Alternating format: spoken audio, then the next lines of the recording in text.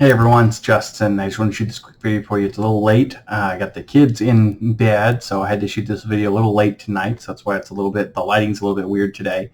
I wanted to talk to you about something. I've been seeing a lot of people asking me, asking other people, really kind of get out there and figure out this new world that they're operating in to be able to go build their businesses or their careers. And I had someone pose a really kind of interesting question about cold calling. And because cold calling has always been kind of part of a sales job, you've got to be able to talk to people that maybe you're not very familiar with and really kind of generate a conversation, and so that you can sell your product or service.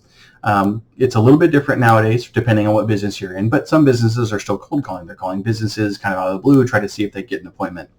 And so they asked this question about, well, hey, is cold calling still a good strategy?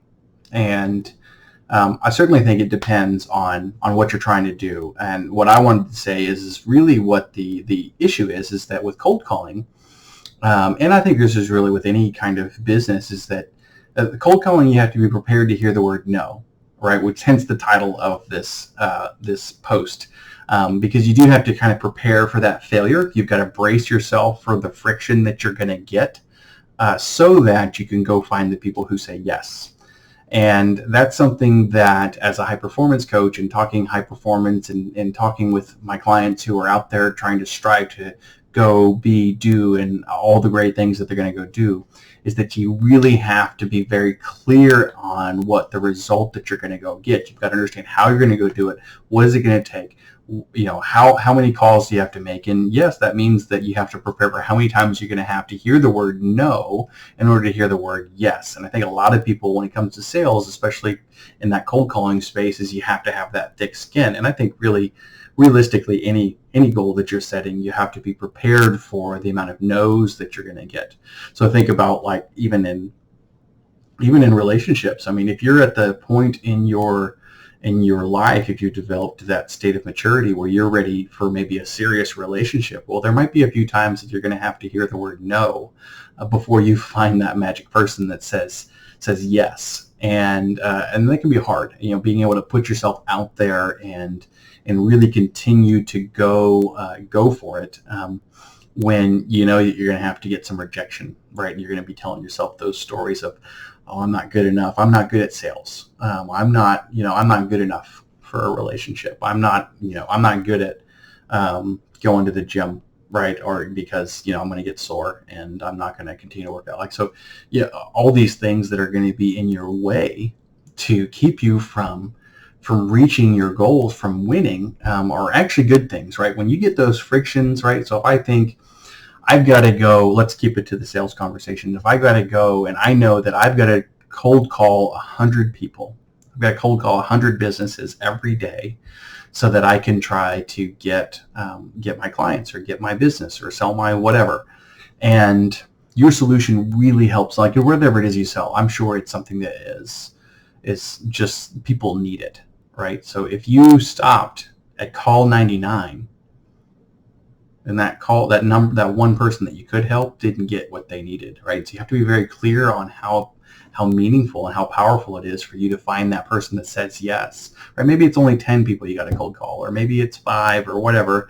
But if you stop because of all the no's, then you are depriving the person who would say yes. And in fact, I would argue that it's actually that you don't really care enough about that person or that business or whoever it is that you can help, that you didn't make one more call or 20 more calls or whatever.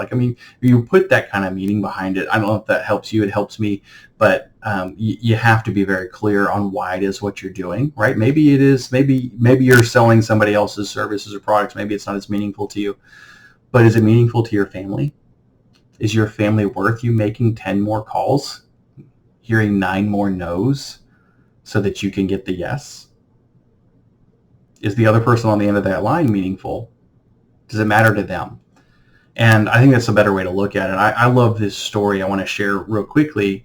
It's one that I love, and I hear this. I shared this story with some people. It's one I heard from the late great Zig Ziglar, and he talked about a man and his grandson walking down the beach. And as they're walking down the beach and they're talking, the grandfather picks up these sand dollars off the beach and throws them back in the ocean.